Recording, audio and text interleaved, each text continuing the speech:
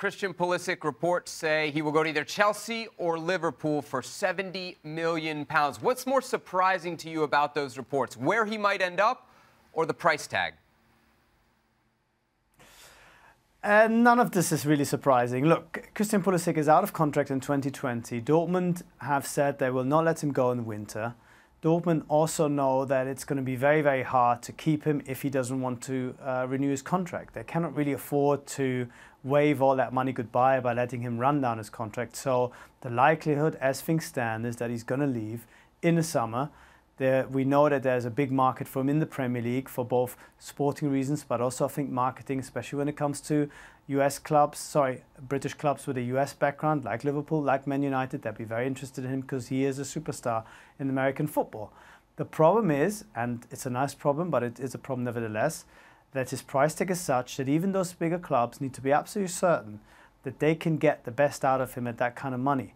And I think it's a difficult spot for him to be in because while he is on the verge of being a really great player, he's not quite there yet. And I think to go for 60, 70 million euros, whatever it's going to be, it could be 85. These are just numbers out of thin air at the moment.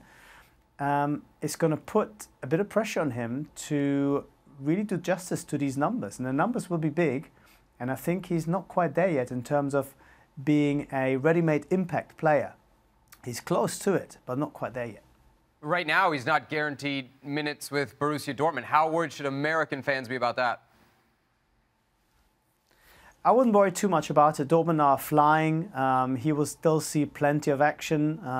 Lucien Favre likes to rotate. Dortmund are likely to go deep in all competitions, so we'll see him. But I think it is a reflection of Dortmund's quality, but also his performances, which have made him very valuable for Dortmund over the last few years, but not quite indispensable. And this is the point I was trying to make earlier. Maybe I wasn't very succinct. I'll try again. If you want to buy a player like that, you need to know that this is going to be a player who's immediately in our starting 11. He's the guy who's going to make a difference every single time. And he can't quite do that at Dortmund at the moment. But for the clubs who can afford him, they will all have similar players or slightly better players even ahead of him, and they'll need to think very carefully if they want to take that risk. By the way, there's one club we haven't mentioned, and I'm sure they will definitely be interested as well, for all the reasons we mentioned, and that's Bayern.